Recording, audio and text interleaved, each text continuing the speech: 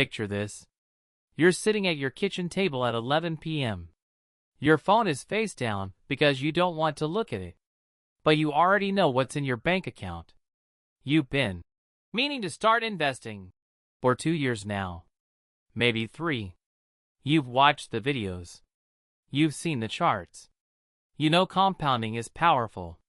You know time in the market beats timing the market. And yet, $0 invested.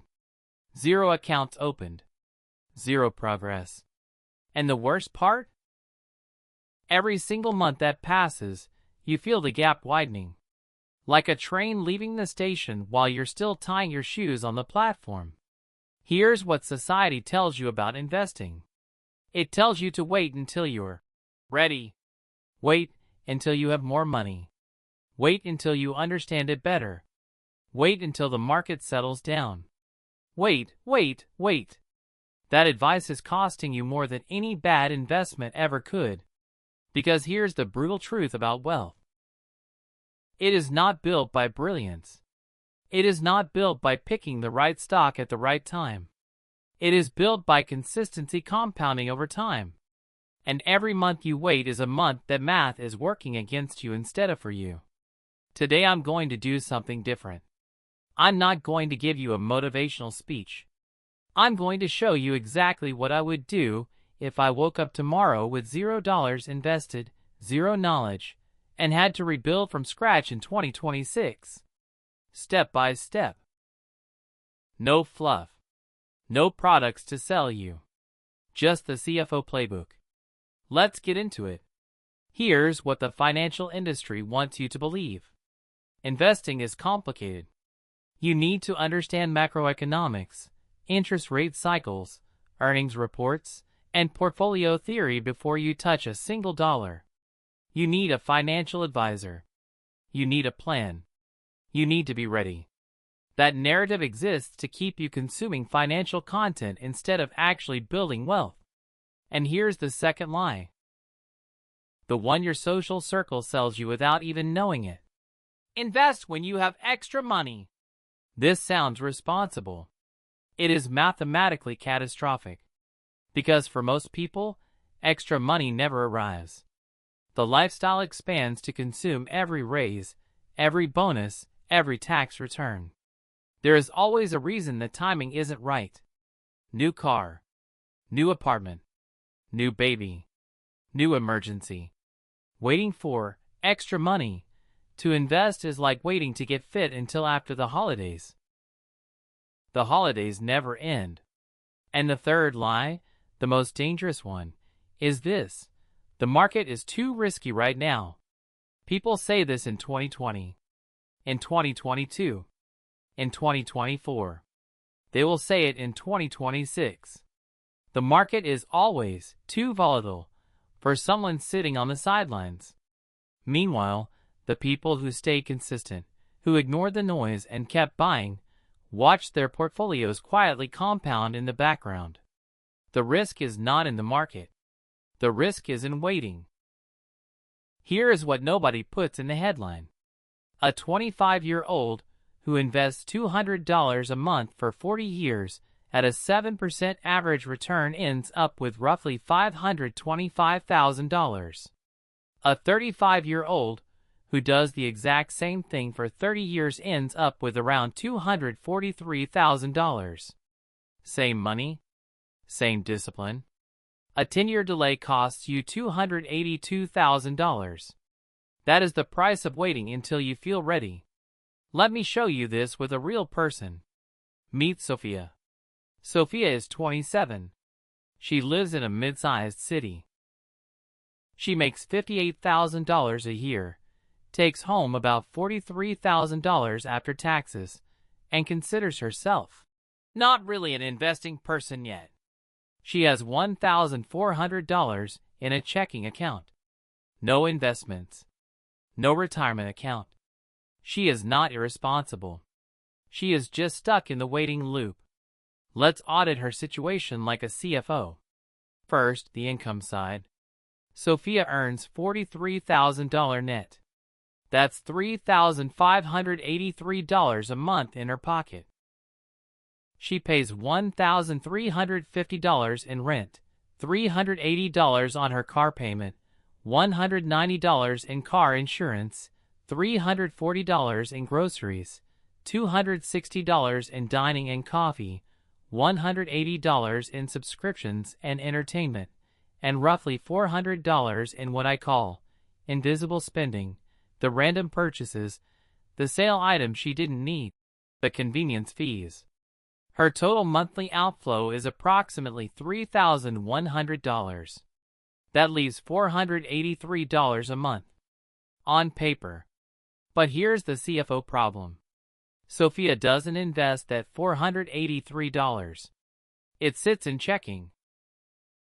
And every few weeks, lifestyle friction absorbs it. A weekend trip. A birthday dinner. A treat yourself moment after a hard week at work. By the end of the month, $483 becomes $60. Sometimes zero. This is not a discipline problem. This is an architecture problem. Sophia's financial system is designed to spend. There is no automatic mechanism routing money toward wealth before lifestyle gets its hands on it. Her money flows like water. It finds the lowest point and pools there, which is consumption. Now let's run the compounding math on her situation.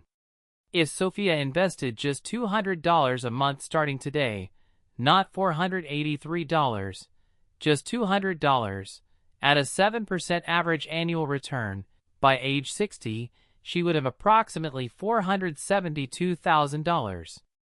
If she waits 5 more years and starts at 32, that same $200 a month gets her to roughly $320,000 by age 60. The 5-year delay costs Sophia $152,000. She is not losing that money to bad investments or market crashes. She is losing it to Tuesday night takeout and the waiting loop.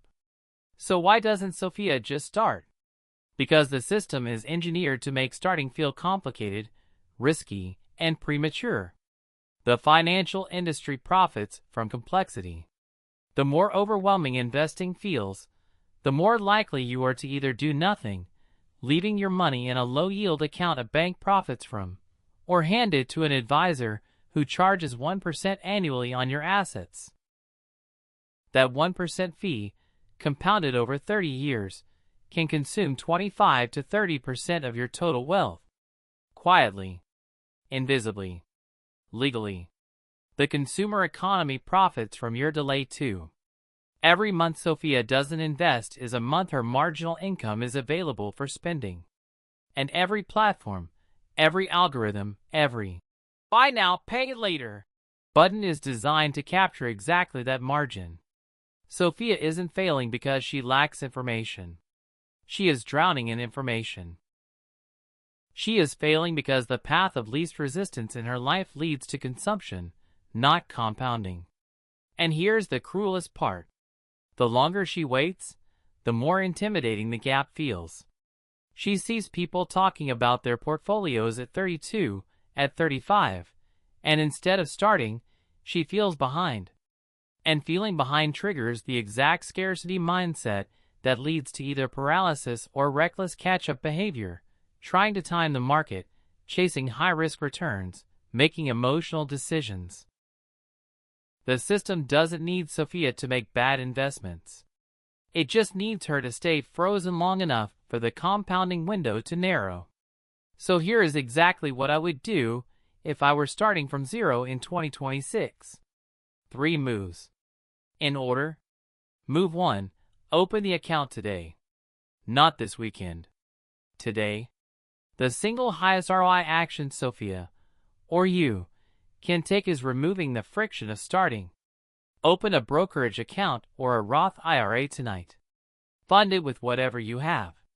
Even $50. The goal is not the $50. The goal is breaking the psychological barrier and making yourself an investor.